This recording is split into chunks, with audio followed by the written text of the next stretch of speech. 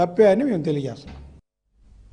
2019 June July నాటికి gravity ద్వారా పోలవరం నీళ్లను పొలాలకు పారిస్తామని ఏపీ మంత్రి దేవినేని ఉమ చెప్పారు. 2019 ఏడాది రాష్ట్ర ప్రజలకు శుభం జరగబోతోందని తెలిపారు. విజయవాడ గొల్లపూడిలో జరిగిన భోగి వేడుకల్లో మంత్రి దేవినేని పాల్గొన్నారు.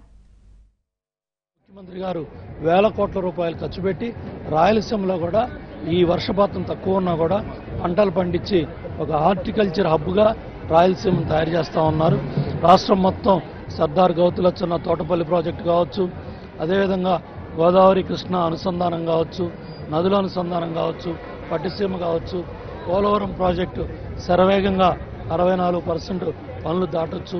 వీటన్ని కూడా మొత్తం కూడా శరవేగంగా అన్ని జిల్లాల్లో కూడా నెల్లూరు బ్యారేజ్, సంగం బ్యారేజ్, వేలుగొండ ప్రాజెక్ట్ అన్ని ప్రాంతాల్లో కూడా ప్రాజెక్టులు పరిగెత్తిస్తూ ఉన్నారు ముఖ్యమంత్రి గారి నాయకత్వంలో. ఈ 4 సంవత్సరాల్లో కూడా 4.5 సంవత్సరాల్లో వేసిన ప్రతి పంట కాపాడగలిగాం.